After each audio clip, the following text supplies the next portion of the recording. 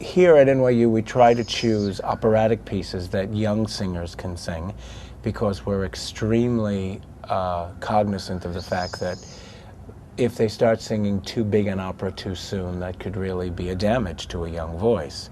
So we try to pick compositions that are more in line with the vocal requirements that a young singer can accomplish.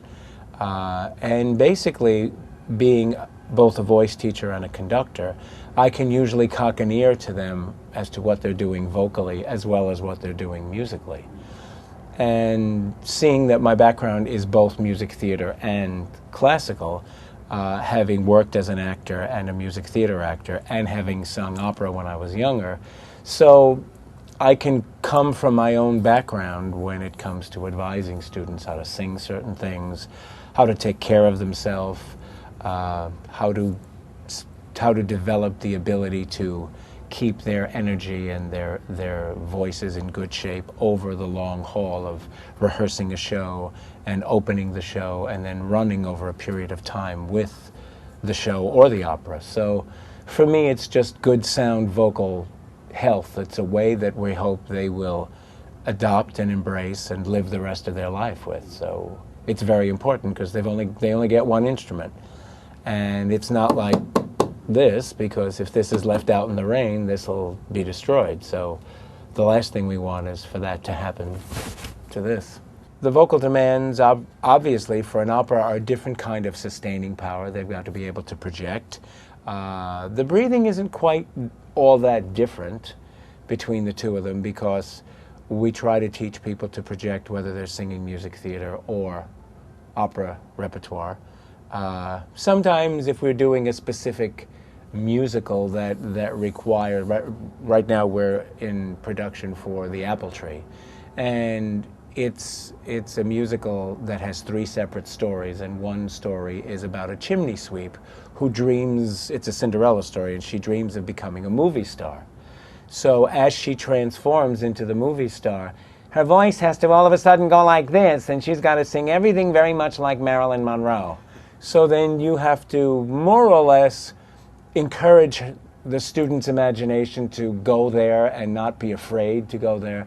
And then once she comes up with something from her imagination, then you try to give her some vocal pointers how to be able to sustain that over the long haul. So musical theater is going to ask for maybe not quite as big a sound or more intimate kind of singing, but always from a healthy, supported, projected vocalism. So in that respect, every musical has their own requirements. In a musical, I always had a mic on me, but I never really changed the way I sang. I kind of trusted the sound man, and he heard my voice, and then he went, "Oh, you're a big one." And then he just turned the dials down.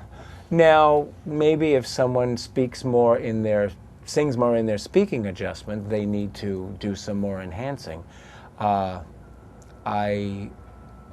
I taught a musical theater actress who was one of the Christines in Phantom of the Opera, and she played the role in Chicago. And I taught the role to her, but I did not go to Chicago for the opening, and she was there for quite a while. And then they brought her to Broadway. And when I heard her sing her first number, I just went, "Oh my God, that doesn't sound like her." And they wanted the track to sound very much like Sarah Brightman. So the sound man took a lot of the treble out of her voice because that was the sound plot. So she almost didn't have to really work as hard because it wasn't really, they kind of cut all the bass out of her voice and just kind of upped the treble. And I sat there for a whole performance thinking, well, I know that's her because that's her, but it doesn't sound anything like the voice I taught. And she said, "Isn't that amazing?" And I think one of the problems with music theater now, because especially, well, both in New York and out of New York, they play to such big theaters that the ear hears everything the same. So the nuances are being created by the sound man, not by the skill of the singer controlling the breath in a different way or singing a little softer, because someone could be singing loud and then automatically begin to sing soft. But if the sound man doesn't want it to be soft, they're going to bump up the dials. I remember I was the standby for a national company of Sunset Boulevard. And I was playing the role of Max. And my first performance happened very quickly. I had about 2 hours notice, so I was in and out of the shower and down to the theater, and between putting costumes on me and everything, the sound man said, well, we need to check. So he said, sing the end of your first number, and they had a mic on me, and I did, and he went, oh my God, that's completely different, and my voice was totally different from the man that I stood by for. And I was told that I practically had no amplification. And this was in Portland, in the big theater in Portland. I don't remember the name of the theater, but it was, people said it was kind of weird, who had worked the show, to hear the voice live and not hear it after the sound man had done all the things that he had done. So basically what we teach here is the ability to do that. And then if you have to back off a little bit, then you become really good friends with the sound man in the hope that they'll do you justice. If you take one of the greatest tenors of the 20th century, in my opinion, who was Luciano Pavarotti, you hear him sing La Bohème, and you hear him in the happy sections, and you hear him in the sad sections, but it always sounds like him. Maybe in the sad section, his vowel coloration is a little darker, but if you hear him in La Bohème, which is a much lighter opera, and then you hear him in L'Elisir d'Amore, which is even lighter still, and then hear him as Radames in Aida, he always sounds the same.